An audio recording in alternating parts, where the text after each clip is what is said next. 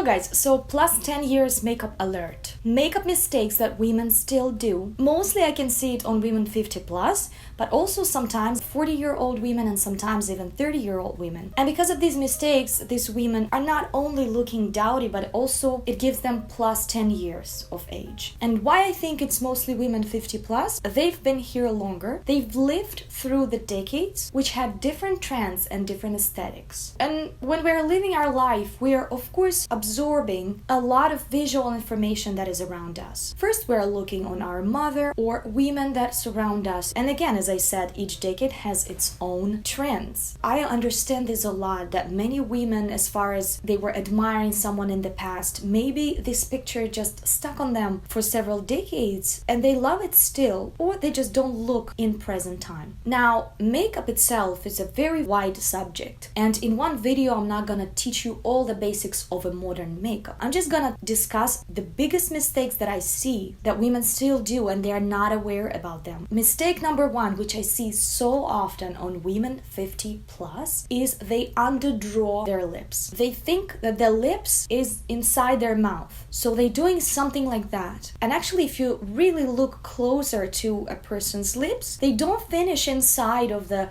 lip border. It doesn't matter if you have smaller lips or puffier lips, you still have this border that is slightly coming forward from the surface of your face. So it's safe to go on this border, and slightly above it is still your lips. That is face surface. And here, this is just lips. Recently, there are certain colors that look more modern and classy and timeless. I have a great video. It's called How Not to Look Dowdy, and I talk a lot about these things particularly, so I'm gonna leave the link down below on this video, or you're gonna see it here. I don't recommend to use a lot of clear gloss and a lot of shimmery products too much because they accentuate the border of the lips. Just go for whether matte or slightly shimmery pencils or lipsticks, preferably that is close to your natural lip color, or you can go for red. Red is good for everyone. It has some specifics. Mistake number two is there are many women who over plucking their brows here in the center. So their brows start too far from each other. And I know how many of them explain this, because in time we can have some vertical wrinkles here in between the brows. They call it 11s. And sometimes the beginning of the brow is also going slightly down because of gravitation, and they don't like this kind of frumpy facial feature that these brows create, as they think. And also they think that these brows accentuate the wrinkles in the middle. Yes and no. It depends on how you start your brows. When you do your brows too far from each other, it really gives an appearance that you shaved it, first of all, because our eyes still recognize the nature. Our eyes can see what was there at the beginning. Sometimes it can make your nose wider, believe it or not. If your brows start slightly closer to the center, it balances the whole face. It's just very important thing. They should start with a gradient. They should go from nothing to the color. The brightest colors should be in the center of your brow. Then it should gradually go to nothing on the tail of a brow. Naturally, our hair grows slightly sparse at the center, and then it goes bushier and bushier to the middle of a brow. And of course, if you don't know how to make your brows look natural with different kinds of brow products, probably you had a tendency just to make it too harsh at the center here. So it would start from a square. This part of your face can look very heavy, even if you don't have any wrinkles, even if you are very, very young, 15-year-old girl with this kind of brows, you're gonna look severe and much heavier. There actually can be many brow mistakes, but it's just the mistake that I'm observing almost every day. If your brow starts going down here in the center, if you feel like your face looks heavier with that, you can slightly pluck your brow here. It will lighten the eyes. Face will be more open looking. It will lift this. A good color brow product, preferably long lasting. And then you are adding some very light strokes, as if it's your hairs, slightly above. So by lifting this area of your brows, again, it should start with a gradient, remember? From nothing to more color. So if you're gradually, slightly building your brows here on top, it can change your whole face. Sometimes you might feel like you don't even need any makeup, making this whole area brighter. And these wrinkles are not gonna be as visible after that trick. Another thing that many women do, they make the tail of their brows go down too long. Sometimes they elongate it specifically. I don't know why, maybe that was cool in the 40s and in the 20s, but brows are not made like that. In making your whole face droopier, your eyes droopier, that skin becomes very heavy, especially if you have hooded eyes. Remedy for that, take anything straight like this. I'm taking my comb.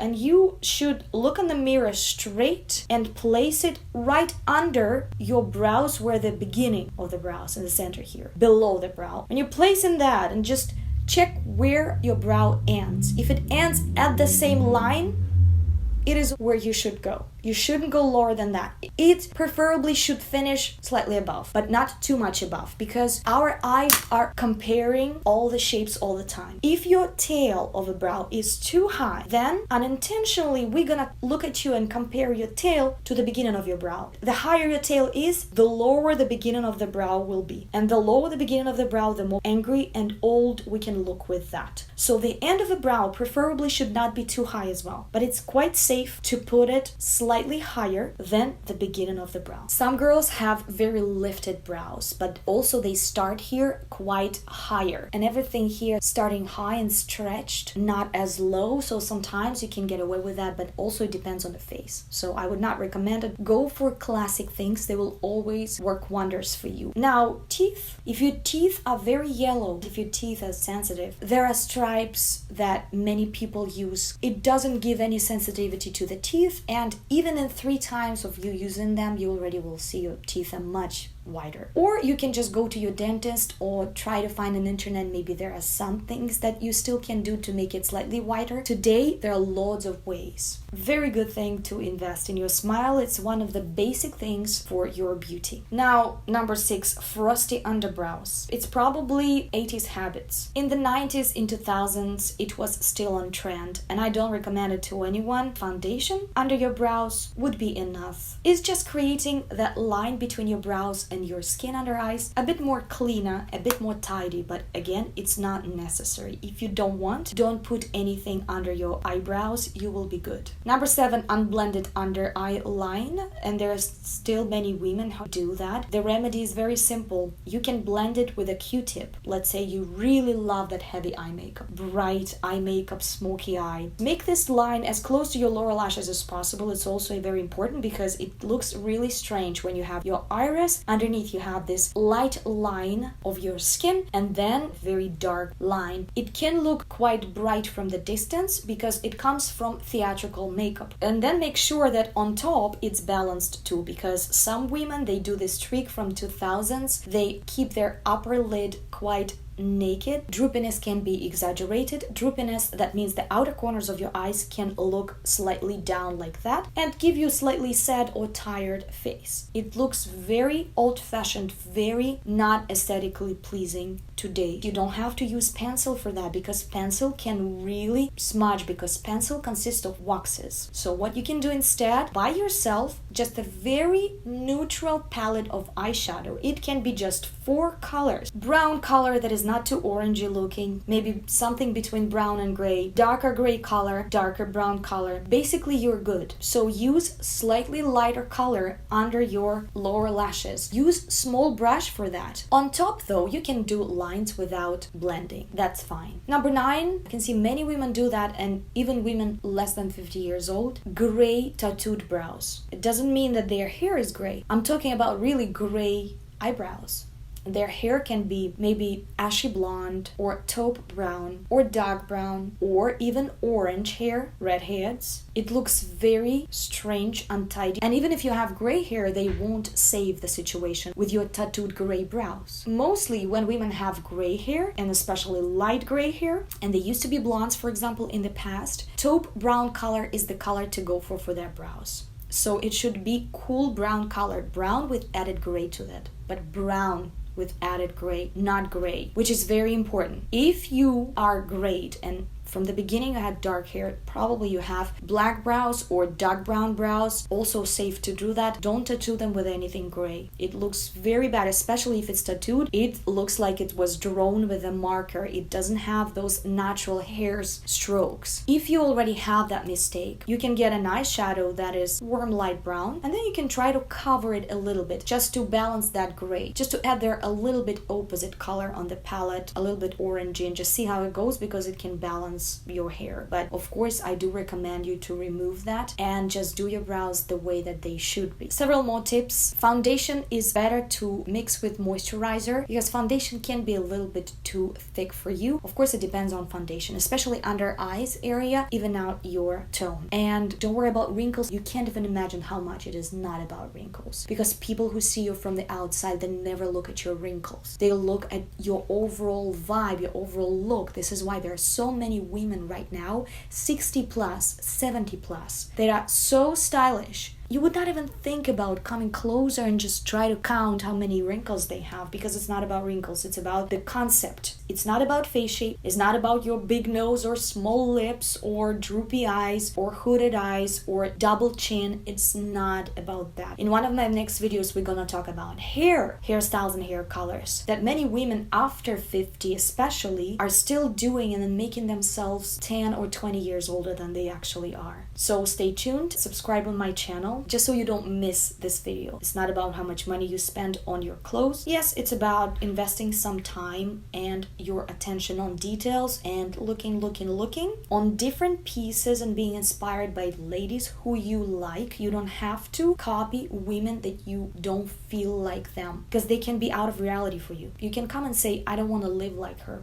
That's totally fine, but they're definitely someone who you just like. You like how she looks, you like how she talks. It's kind of, she's close to you, but somebody can be an inspiration for you, and then you can look separately what she's having. Now, number 12 is colors that cheapen your makeup. Of course, all these greens, blues, oranges, pinks, these colors as themselves are very pretty. However, not everything, if you put it on your face, will make you look very pretty, because as I said, your face and your whole look is an ensemble, is a combination of things. So you don't have to apply too many colors on your face. On contrary, the more clean you look, the more stylish you look. I'm not talking about minimalism, I'm just talking about more aesthetically pleasing look just in general. Foundation, good brows, slightly pink lips or lips that are lip color with slightly added color there. Mascara, in many cases you're good to go. You can add a little bit of brown colors on your eyes, or make it a little bit heavier with more gray line or with black line, or make it a bit heavier under eyes. I have a great video. There's only 3 types of makeup exist,